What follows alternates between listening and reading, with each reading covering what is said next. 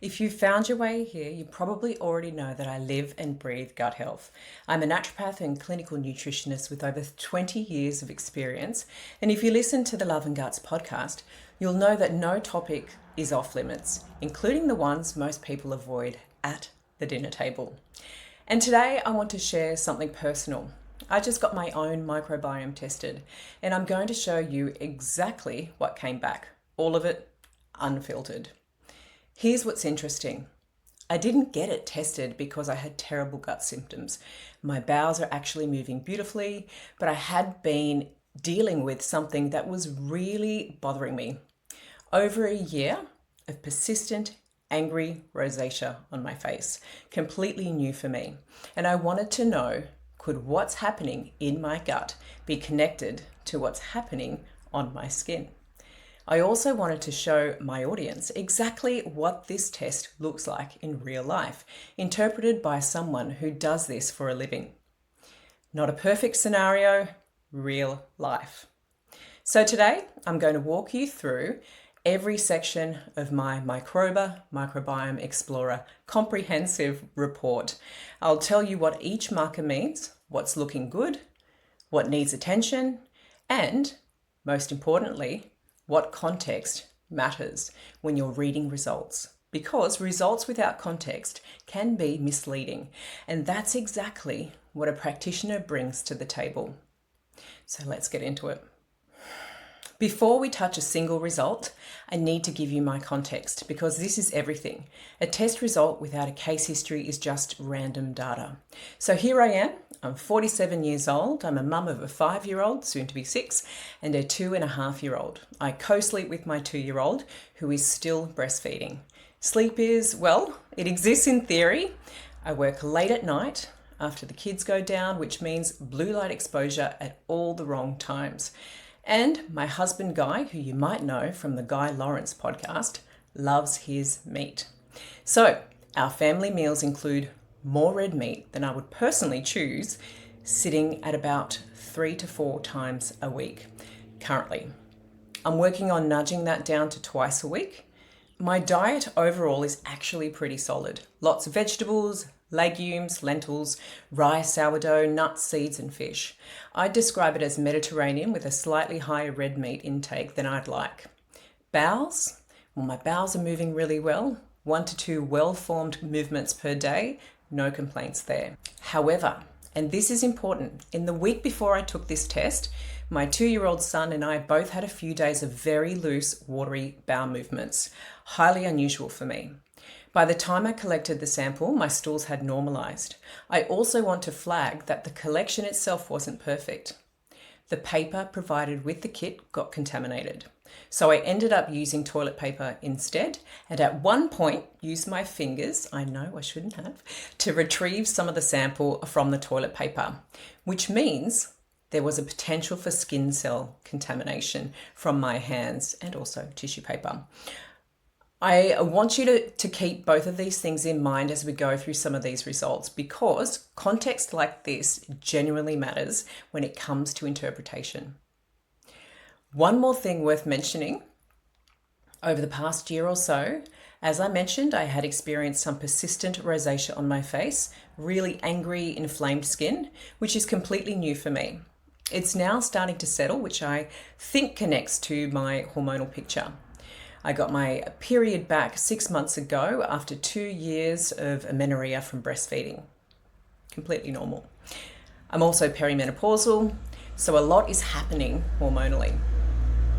That's my context. Now, let's look at the actual results. This is the Microba Microbiome Explorer comprehensive test, their most comprehensive offering. I'm going to show you my actual report as we go through this. What makes this test different to a lot of other stool tests is that it uses whole genome shotgun metagenomics. That's a mouthful, but what it means in plain language is instead of just looking for a specific bacteria you tell it to look for, it captures all the microbes present in your stool sample and identifies everything that's there. Bacteria, archaea, fungi, parasites, right down to species level. It also adds a layer of diagnostic markers on top. things like calprotectin, lactoferrin, zonulin, secretory IgA, pancreatic elastase, and fecal occult blood. These are actual clinical assays approved for diagnostic use. So you're getting both the functional microbiome picture and some real diagnostic information in the one test. I'll be making the distinction throughout this video between results that are diagnostic, meaning they're validated clinical tools, and results that are labelled research use only, which means they're interesting signals, but we need to hold them more loosely. First up, the targeted pathogen panel. This section tests for the presence of nasty bugs using a highly sensitive PCR method. We're looking for pathogenic bacteria like Campylobacter, Salmonella, E. coli pathotypes, Shiga toxin, Clostridium difficile, and parasites like Giardia, Cryptosporidium, Dientamoeba fragilis, and Entamoeba histolytica. My results? All bacterial pathogens not detected. All parasites not detected. Clean across the board. This is reassuring, given that I'd had some loose bowel movements the week prior, and so had my son. It's good to know we weren't harbouring anything sinister. Worth knowing, this test is so sensitive that it can detect even very low levels of pathogens, so a not detected result is genuinely meaningful. Now we get into the part that I was curious about.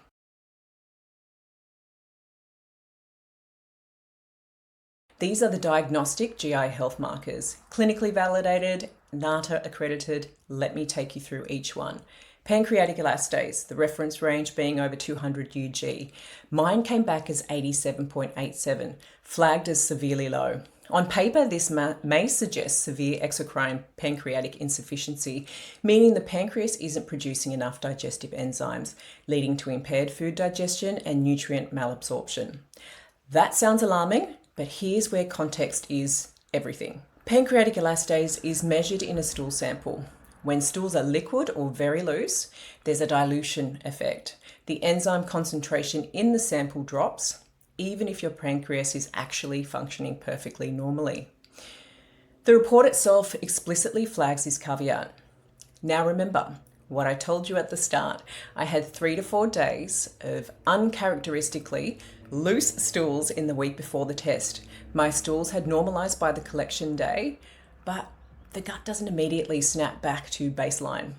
The mucosal environment takes a few days to fully restabilize. So the timing is highly suspicious. On top of that, my other markers of gut function are genuinely excellent.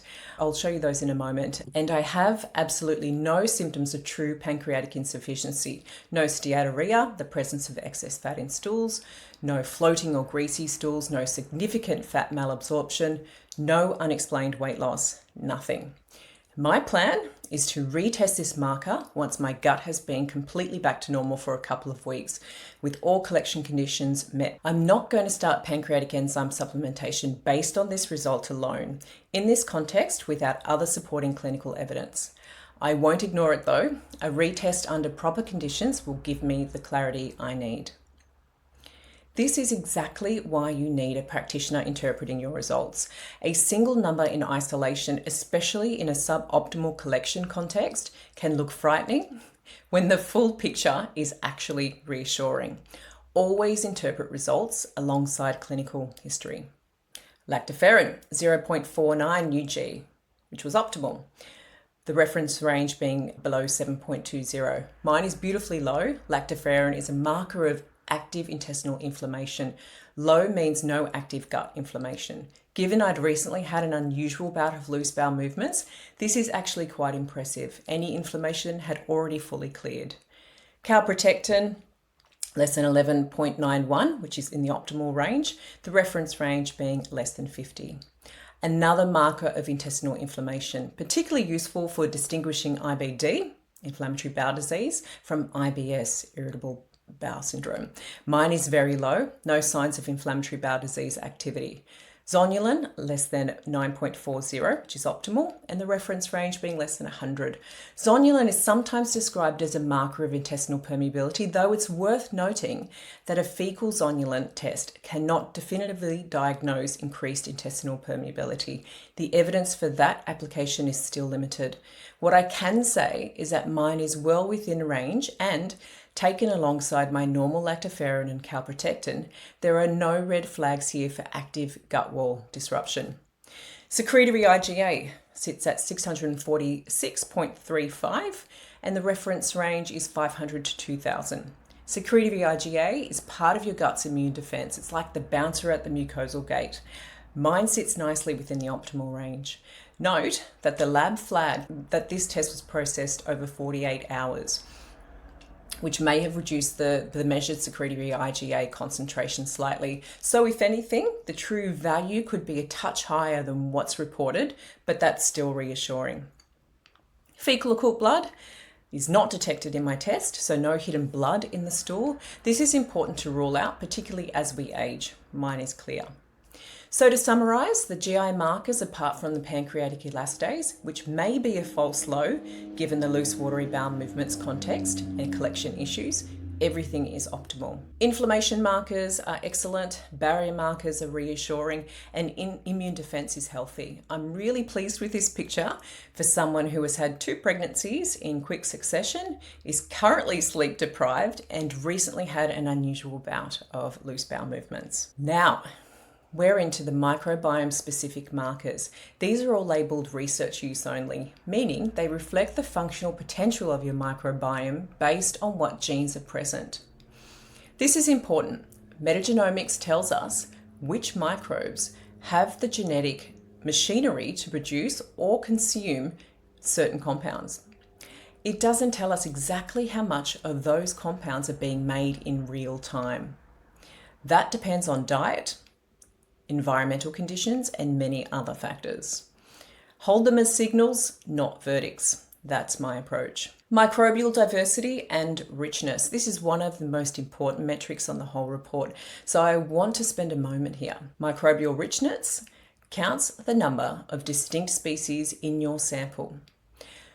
A typical healthy sample contains between 110 to 244 species. Personally, as a clinician, I like to see over 200 as a good target to aim for. Mine came in at 203 species, sitting right where we want it to be and slightly above average compared to the healthy cohort, plus 0.18. Microbial diversity, measured using the Shannon Index, accounts for both richness and evenness, not just how many species you have, but whether they're balanced or whether a few species are dominating. Mine scored 4.01, which is the distance from average of minus 0.14, meaning I'm just slightly below the healthy cohort, but still well within the optimal category. Reading richness and diversity together is where the picture gets interesting.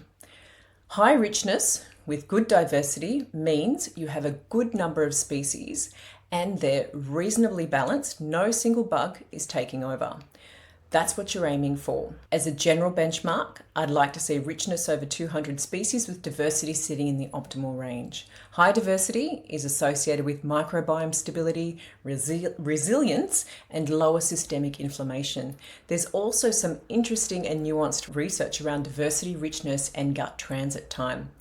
But that's a deeper conversation for another video. Given that I have had 2 pregnancies in a relatively quick succession, I'm breastfeeding and sleep deprived, and I had an unusual bout of loose bowel movements recently, and my diet has more red meat than I'd personally choose, these diversity numbers are honestly quite impressive. The microbiome appears resilient. Short-chain fatty acids, mostly optimal. Short-chain fatty acids are the key metabolites your microbiome produces from fermenting fiber. They're foundational to gut health. So let me go through them. Butyrate-producing microbes, they're sitting at 15.84%, which is optimal. Butyrate is the gold standard short-chain fatty acid for gut health. It feeds the cells lining your colon, reduces inflammation, and supports barrier integrity. Mine is sitting in the optimal range, though on the lower end, minus 0.44 from the average. The PHGG, amongst other dietary things I'm doing daily, is likely contributing here, as is my fiber intake, as I mentioned with diet.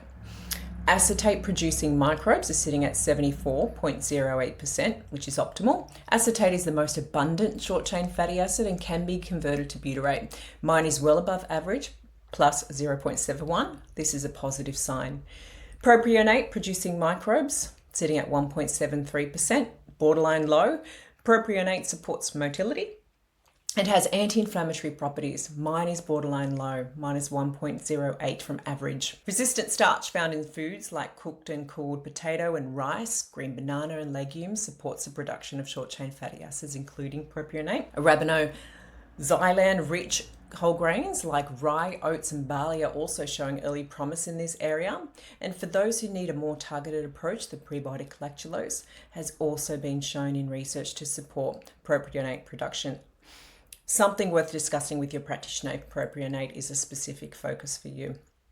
Conveniently, I already eat rye sourdough regularly, so continuing and building on that is a practical and easy step. I'll also be looking to increase my intake of other arabinoxylan-rich whole grains where I can. Interestingly, Prevotella copri, my highest abundance species, is often associated with propionate production, yet the functional output appears low.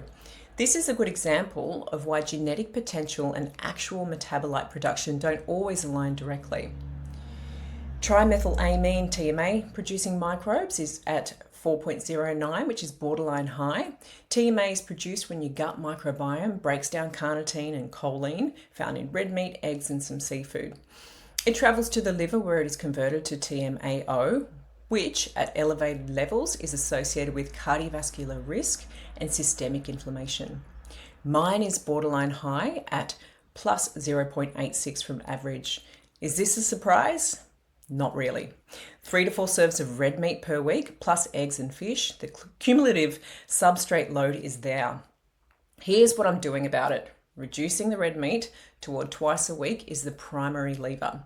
But diet goes beyond just reducing the substrate. Certain foods can actually shift how your body handles TMA and TMAO. Brassica vegetables like broccoli, cauliflower, Brussels sprouts, kale are particularly worth emphasizing here.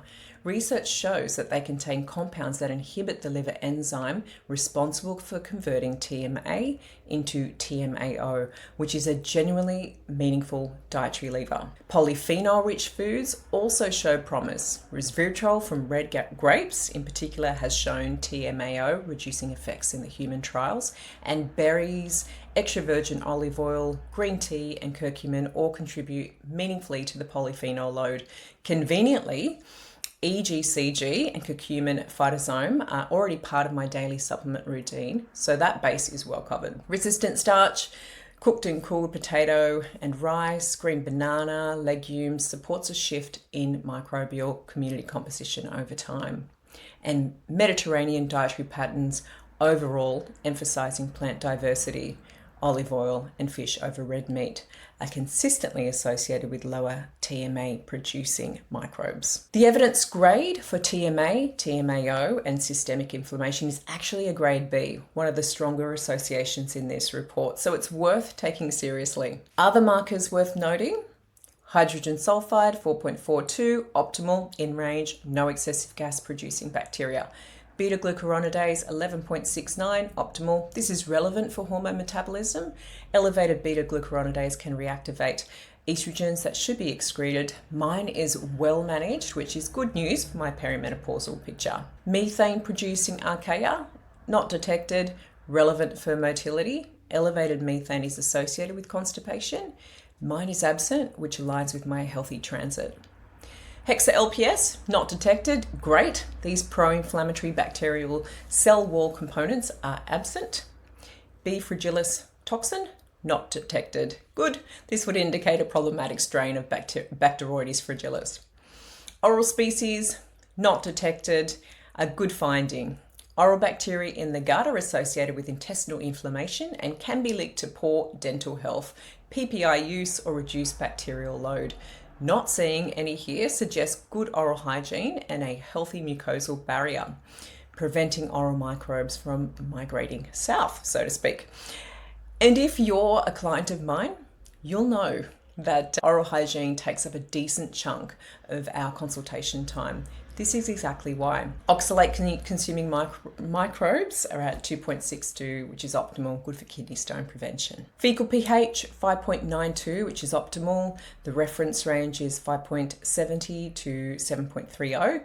Fecal pH is a proxy for gut transit time and short-chain fatty acid absorption. A lower pH in the healthy range suggests good fermentation activity and a healthy transit.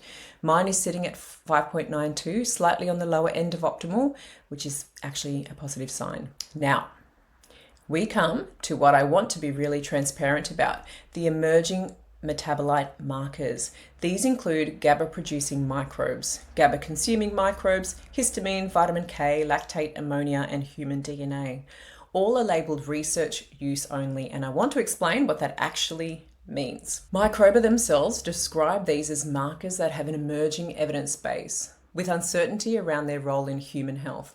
The GABA markers in particular, my GABA-producing microbes, came in significantly low at minus 3.82 from average, and GABA-consuming microbes were also low at minus 1.58.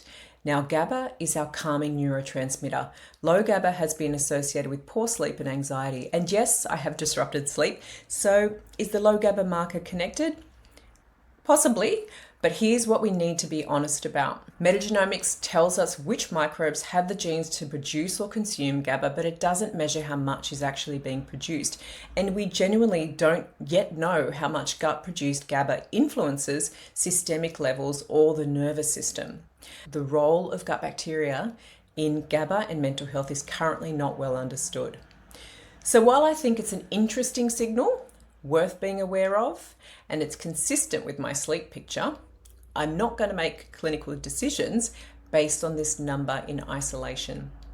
It's hypothesis generating, not diagnostic. My sleep issues are far more clearly explained by co-sleeping with a breastfeeding 2-year-old and working on screens until midnight.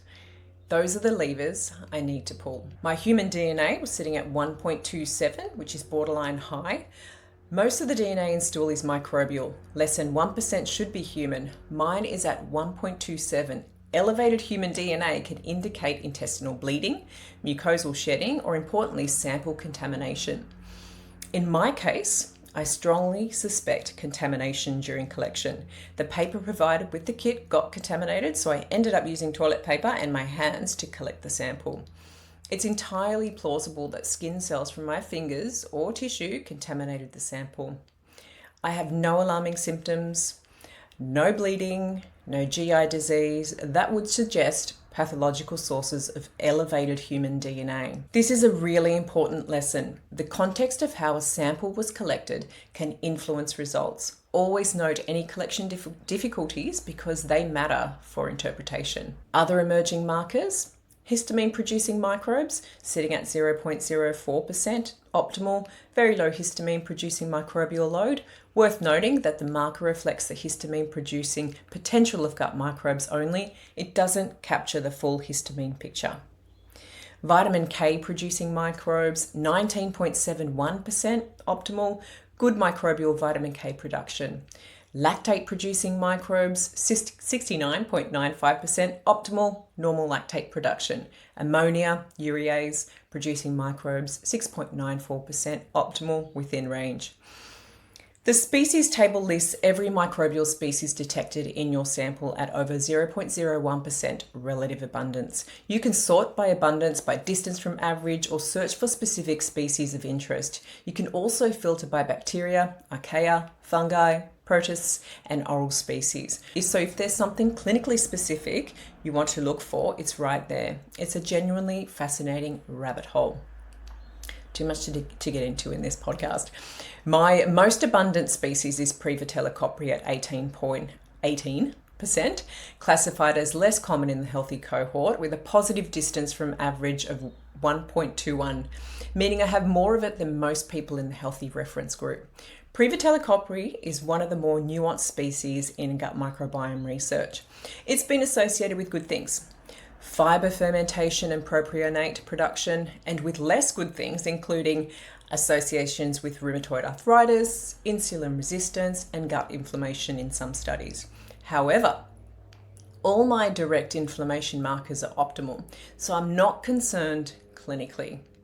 Interestingly, research into traditional hunter-gatherer societies like the Hadza shows Prevotella counts of 20 to 30% are actually quite normal in populations eating a high-fiber traditional diet. So, rather than seeing my 18% as problematic, it may simply reflect my predominantly plant-rich, fiber-forward diet. It's a good reminder that what looks unusual compared to a modern Western reference range isn't necessarily cause for concern when you zoom out to a broader human context.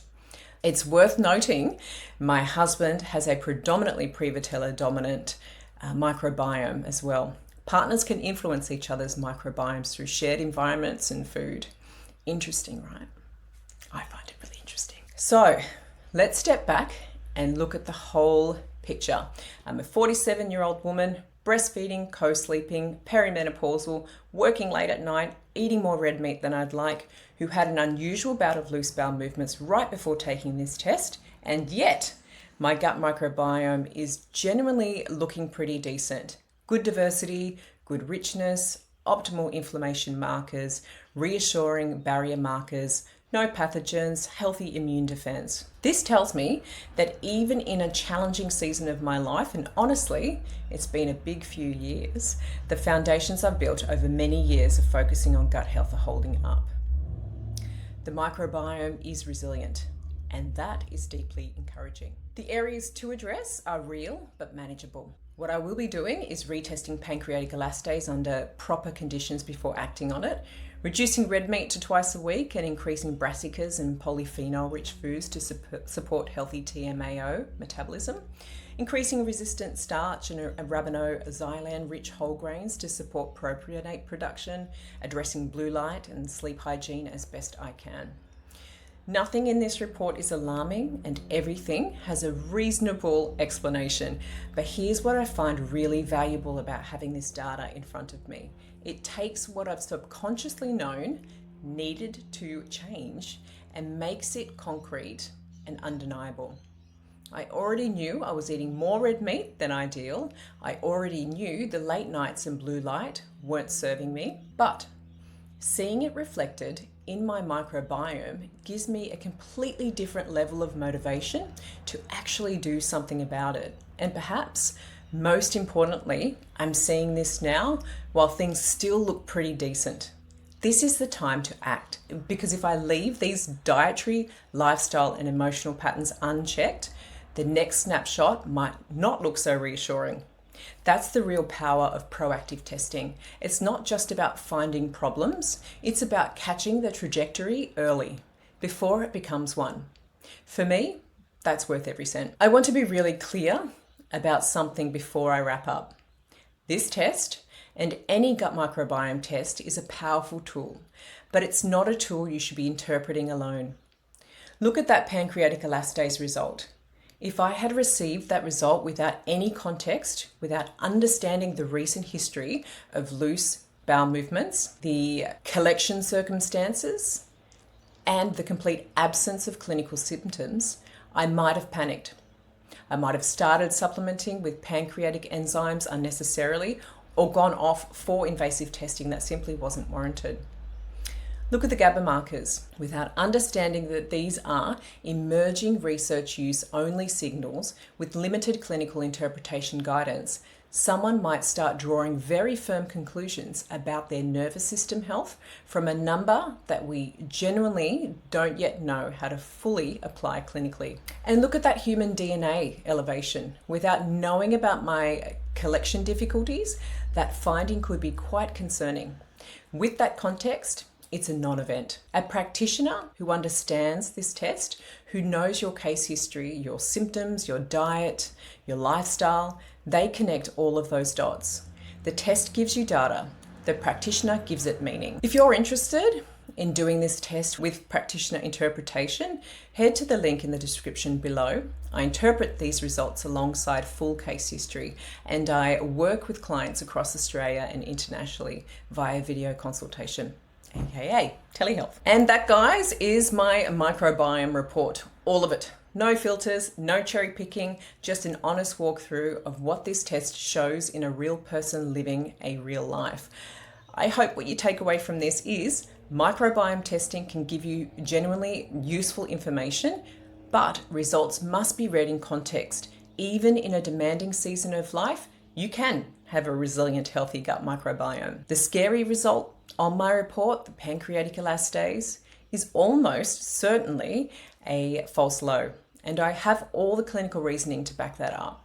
Some markers are diagnostic gold. Others are emerging signals to hold lightly. If you have any questions about what I've shared today, drop them in the comments or send me an email. I read every single one.